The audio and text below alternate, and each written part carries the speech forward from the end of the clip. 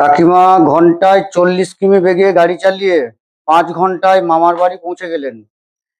তিনি যদি ঘন্টায় 50 কিমি বেগে গাড়ি চালাতেন তবে মামার বাড়ি পৌঁছতে কত সময় লাগতো সেটা বার করতে হবে।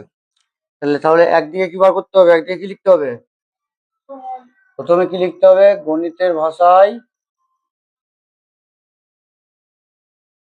সমস্যাটি হলো, একদিকে লিখতে হবে কি গতিবেগ,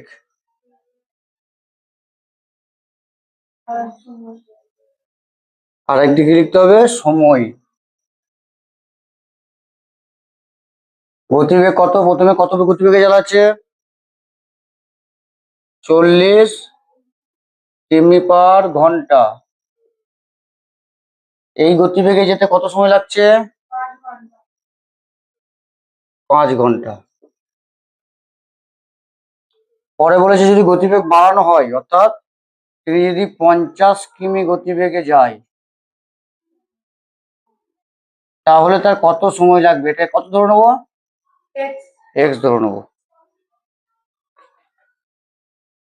তাহলে বল, 40 কিলোমিটার গতিবেগে যদি কেউ গাড়ি চালিয়ে যায়, তার যদি 5 ঘন্টা সময় লাগে, সে যদি স্পিডটাকে বাড়ায় 50 কিলোমিটার গতিবেগ করে, তাহলে তার কম সময় লাগবে না বেশি সময় লাগবে? বেশি সময় লাগবে, কম সময় লাগবে। তাহলে গতিবেগ বাড়লে সময় কম লাগবে, গতিবেগ যদি কমে তাহলে সময় বেশি লাগবে। অর্থাৎ এই দুটোর মধ্যে কি সম্পর্ক আছে? ব্যস্ত সম্পর্ক আছে। তাহলে লিখবো এখানে গতিবেগ ও সময়ের মধ্যে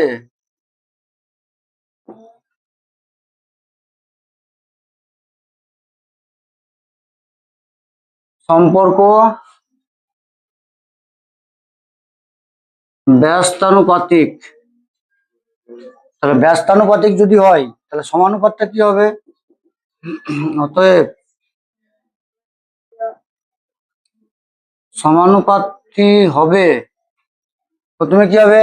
এই দুটো যেমন আছে বসে যাবে, 40:50 সমানুপাতিক। যেহেতু ব্যস্ত আছে সেহেতু এটা উল্টিয়ে যাবে, x:50, এই সরি 5। তাহলে 40:50 মানে আমি 40/50 করে দেবো, আর এটাকে কি রাখবো? সমান। আর এটা কি হবে?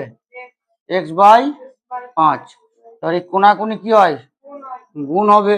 তাহলে x এর সঙ্গে 5 গুণ করলে 50 গুণ করলে 50x, আর 40-এর সঙ্গে 5 গুণ করলে 40 × 5 রেখে দে। এই x এর সঙ্গে 5 কি সম্পর্কে আছে?